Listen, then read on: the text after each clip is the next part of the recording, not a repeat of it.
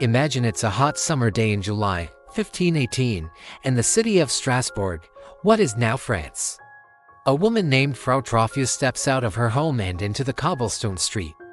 But she's not going to the market or to visit a friend. She begins to dance. There's no music, no festival, just a lone woman, twisting and twirling under the summer sun. Her husband pleads with her to stop. Neighbors watch, confused. But she can't. She dances for 6 straight days, her body moving with a frantic, desperate energy, her feet bloody and swollen. This wasn't a performance.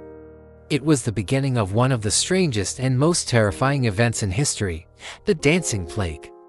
Within a week, her strange, compulsive dance had spread. 34 other people joined her in the streets, their bodies taken over by the same unstoppable urge. By the end of the month, the number of dancers had swelled to 400. Men, women, and even children were caught in this bizarre, silent disco of death. Local authorities were baffled. At first, they consulted with physicians who, lacking any real explanation, declared the plague was caused by hot blood. Their prescription? More dancing. They believed the afflicted needed to dance the fever out of their systems. So, the city officials did something that seems completely insane to us now. They cleared out guild halls, set up a large wooden stage in the town square, and even hired professional musicians to provide a beat for the non-stop dancers. They tried to turn this horrifying epidemic into a public spectacle, a controlled event, but this well-intentioned but disastrous plan backfired spectacularly. The constant music and the sight of so many people dancing seemed to only encourage the mania to spread further. The scene was surreal and horrifying. Eyewitness accounts from the time describe people dancing with wild abandon, their faces contorted in agony, sweat pouring down their bodies. They weren't dancing for joy, they were prisoners in their own skin. They would scream for help, cry out in pain, and beg for mercy, all while their limbs continued to jerk and flail uncontrollably. As the days turned into weeks, the toll became deadly.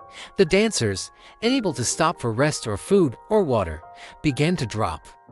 One by one, they collapsed from sheer exhaustion, heart attacks, and strokes. At its peak, the plague was reportedly killing up to 15 people every single day.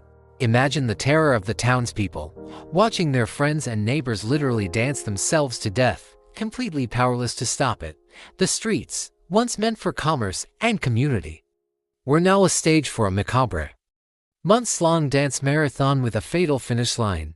The joyful sound of music was twisted into a soundtrack for suffering. So what on earth could cause something like this? For centuries, people have tried to explain the dancing plague of 1518. One of the earliest theories was supernatural. Some believed the dancers were cursed by Saint Vitus, a Christian saint who was known to curse sinners with a compulsive dance.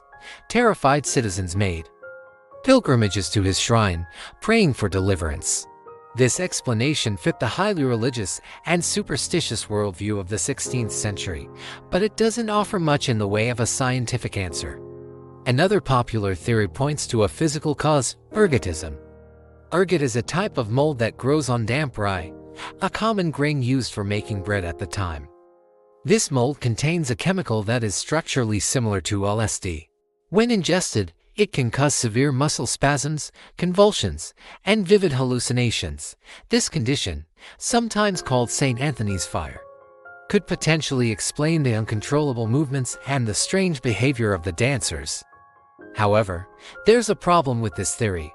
While ergotism does cause spasms, it doesn't typically lead to the coordinated, dance-like movements described in historical accounts.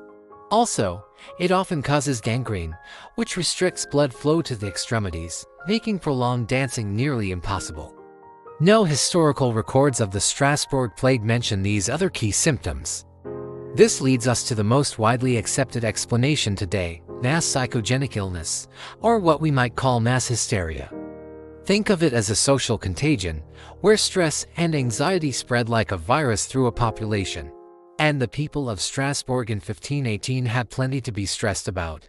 They were facing extreme hardship, famine, disease, and poverty were rampant.